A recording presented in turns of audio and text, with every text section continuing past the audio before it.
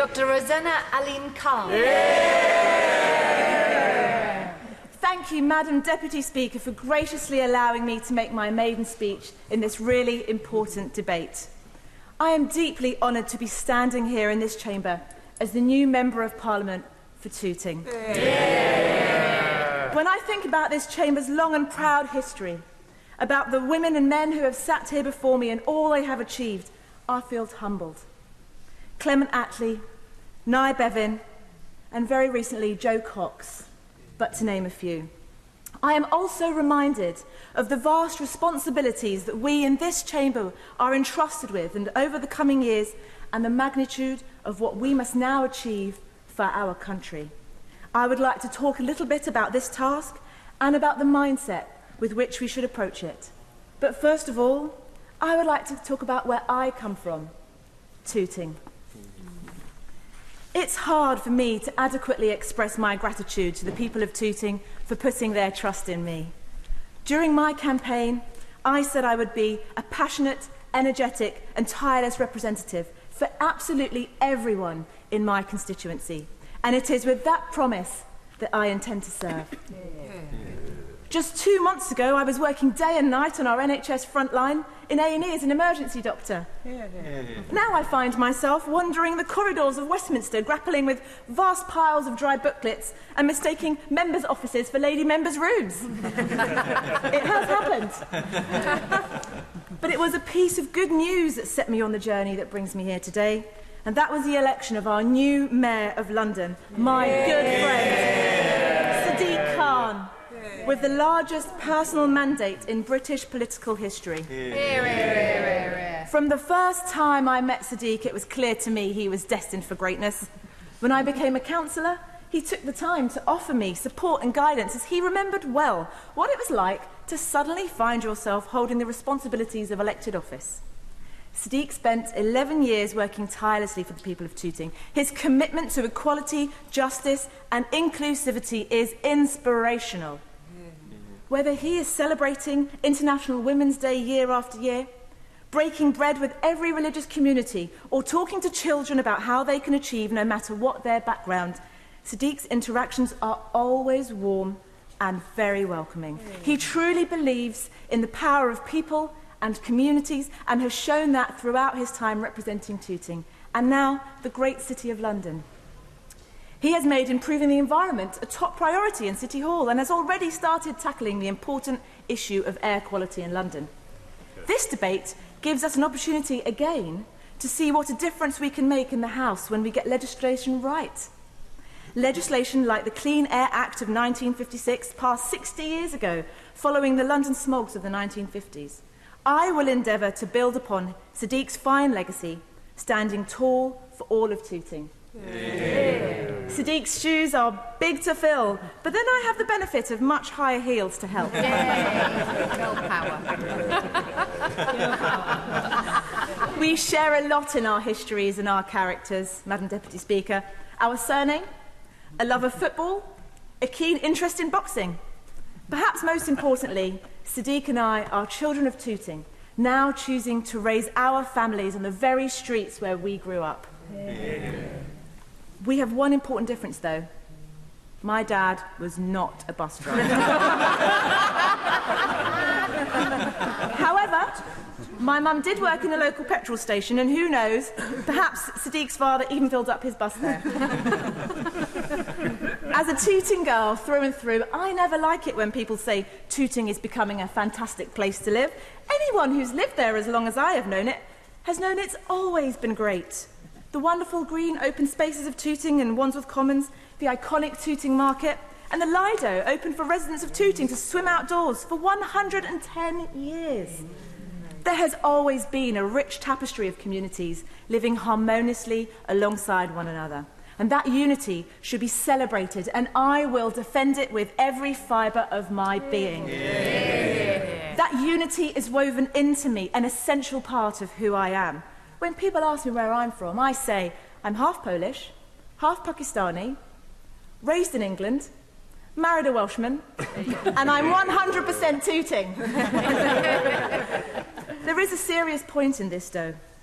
What binds us together? In Tooting and across the country, it's a sense of common purpose. The selflessness that drives community groups and charities binds us together. Tooting's many local businesses, traditional and modern, not only fuel our thriving economy, but bind us together. St George's Hospital and our NHS, where everyone is treated with equal concern, based not on their race or religion, but on their need, binds us together. In these fragile times, we should never forget the charities, businesses and proud national institutions are not only important because they provide us a service or because they grow our economy, but because they bind us together as local residents, as citizens and as human beings too. So, Madam Deputy Speaker, why am I here now? Well, life wasn't easy growing up, but I always had the bedrock that was the love and support of my mum, Maria.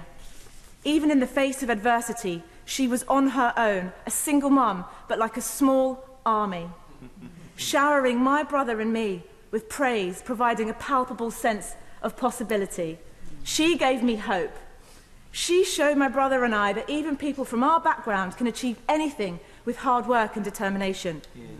She instilled in me a deep-rooted determination to help others who have seen hardship and who fight for social justice.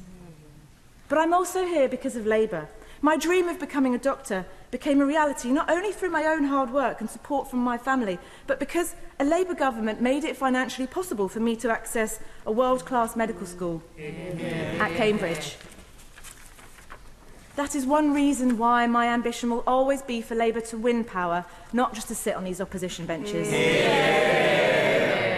I've served in an ice cream shop, I've fried eggs at a hotel, I've aided patients, but my proudest job, Madam Deputy Speaker, is being a wife and a mother.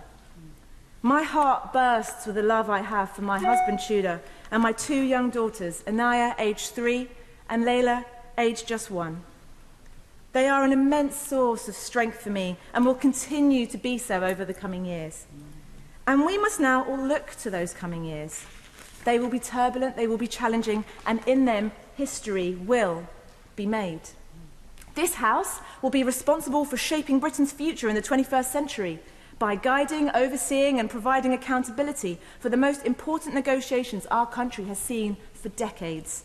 In that period, important and defining questions will be asked about who we are as a nation and who we want to be, about the legacy we will leave the next generation and the generations after that, about the relationships we want to have with our friends and allies across the whole world.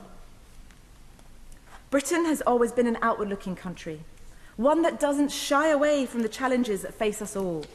My experience as a doctor and internationally all over the world has taught me a lot about those challenges. I have lived and worked in squalid refugee camps, pulled dead bodies out of floodwater, watched children suffer as victims of war. I have witnessed aching suffering.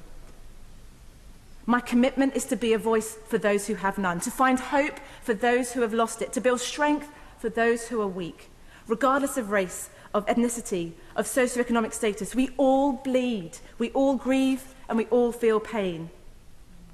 The sound of a parent losing a child, Madam Deputy Speaker, is an international language.